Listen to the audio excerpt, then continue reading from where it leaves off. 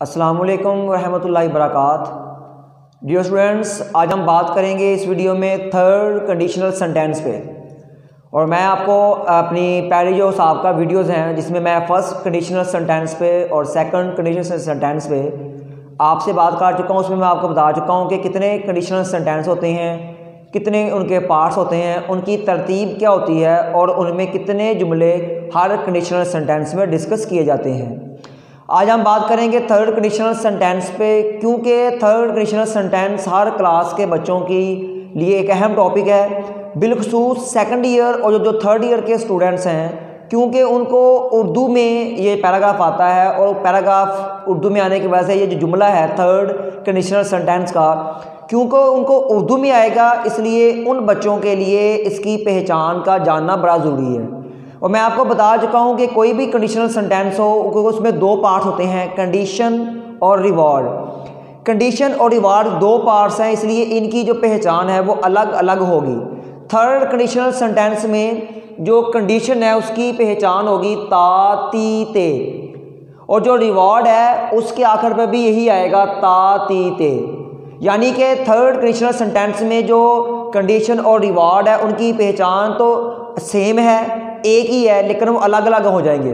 में उधर भी ता होगा, इधर भी ता होगा, इधर भी ती है तो इधर भी ती है, अगर इधर भी ते हैं तो इधर भी ते आ सकता है। तो हम एक मिसाल लेते हैं ताकि हमें पहचान जो है वो बिल्कुल सही तौर पे समझ में आ जाए। अगर अली स्कूल जाता तो पास हो जाता। डियर स्टूडेंट देखें, स्कूल जाता ये कंडीशन है क्योंकि, और पास हो जाता ये रिवॉर्ड है। तो कंडीशन के आखिर पर भी ता है और रिवॉर्ड के आखिर पर भी ता है। तो ये जुमला जो है ये थर्ड कंडीशनल सेंटेंस का है। और मैं आपको ये भी बता चुका हूँ कि कंडीशनल सेंटेंसेस में सिर्फ दो ही जुमले होते हैं, पॉजिटिव और नेगेटिव। अब हम बात करेंगे पहले जुमले पर जो कि हमारा पॉजिटिव है। तो जो इसकी कंडीशनल सेंटेंसेस की अरेंजमेंट है, तरतीब है, वो भी मैं आपसे डिस्कस कर चुका हूँ कि इफ़, फिर कंडीशन और फिर रिवॉर्ड। और बाज़ औक़ात क्या होता है, एग्जामिनर टीचर पहले पूछता है रिवॉर्ड, फिर इफ़ और फिर कंडीशन। ये दोनों में से कोई भी तरतीब आपको आ सकती है। तो हम बात करते हैं कि conditional sentence, third conditional sentence में जो कंडीशन और रिवॉर्ड पॉजिटिव और नेगेटिव जुमले का है वो किस तरह बनता है। अब हम बात करेंगे पॉजिटिव पे। इफ़ ये अलग है, आगे आएगी कंडीशन, तो कंडीशन आप किस तरह बनेगी अब हम उस पर बात करते हैं। सब्जेक्ट, हैड, थर्ड फॉर्म और ऑब्जेक्ट, ये जो तरतीब है सब्जेक्ट, हैड, थर्ड फॉर्म और ऑब्जेक्ट, ये है कंडीशन की। अब आगे बात करते हैं रिवॉर्ड पे।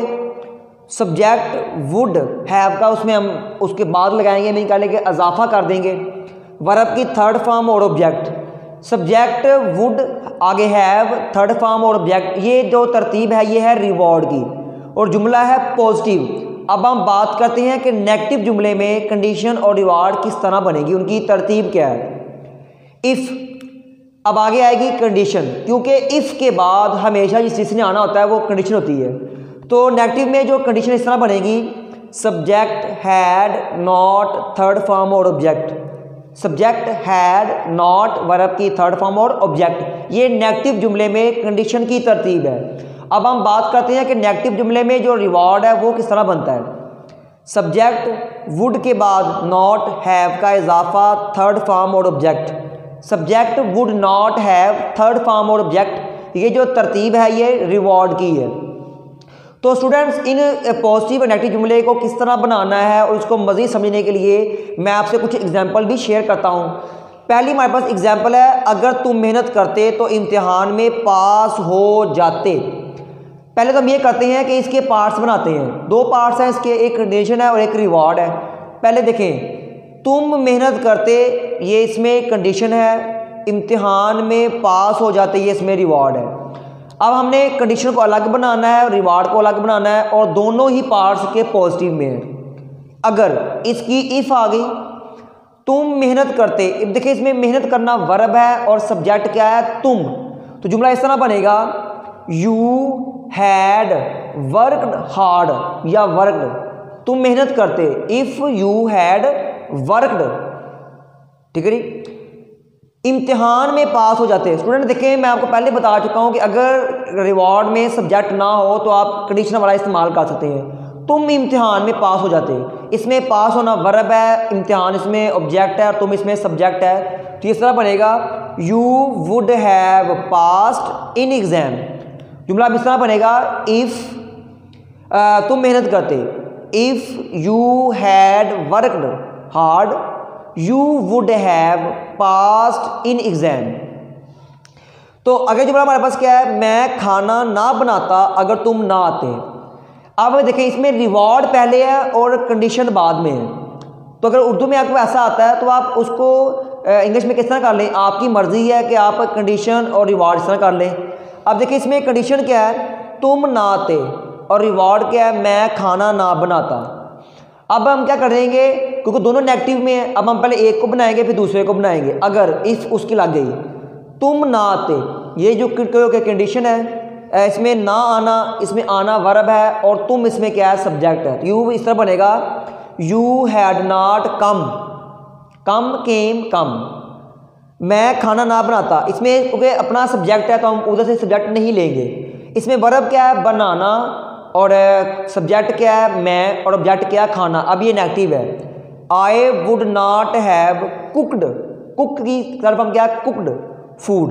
जुमला क्या बना, if you had not come I would not have cooked food. अब डियर स्टूडेंट जो तीसरा जुमला है, तुम पिज़्ज़ा खाते अगर तुम वक्त पे आते। ये क्योंकि पॉजिटिव में है और इसमें पहले रिवॉर्ड है फिर कंडीशन है। तो आप इस जुमले को बना के मुझे कमेंट कीजिएगा ताकि मैं देखूं कि आपको कितनी समझ आई है। और इस वीडियो को लाइक ज़रूर कीजिएगा, सब्सक्राइब जरूर कीजिएगा, और इस चैनल को जो है ना आपने सब्सक्राइब ज़रूर कीजिएगा। दुआ में याद रखिएगा। बेस्ट ऑफ लक, अल्लाह हाफिज़।